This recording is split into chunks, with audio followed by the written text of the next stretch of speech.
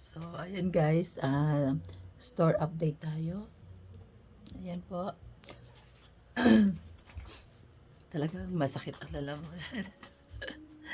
So, ayan ang ating mga paninda guys. Ayan, meron po tayong patis, bagoong, ketchup, macaroni, ayan, diapers, at mga dilata. Ayan. At saka iba't ibang klaseng coffee. Ayan. So, ayan, ang iba't ibang klaseng mga shampoo. At dito ay mga panlaba. Ayan. Meron ditong Clorox. Ayan, may Clorox tayo. Ayan. Sa dulo, ayun. May chlorine. Ayan.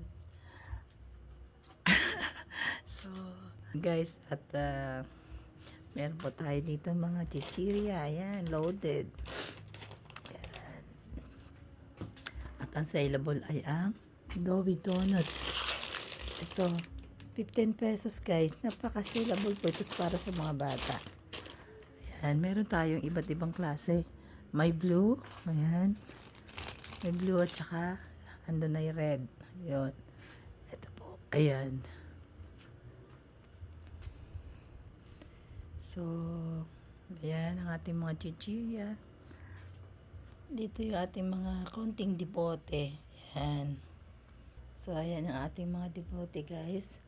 Ayan nga po yung malaki kailangan nang mamili. So, kaso mo sira yung tricycle ng pamangkin ko. Ngayon, kaya maghintay-hintay lang po tayo. Maghintay lang po tayo kung kailan magagawa yung tricycle at mula dito sa taas ay makakababa yung ating mga debote na bakante. So, yan ang update guys.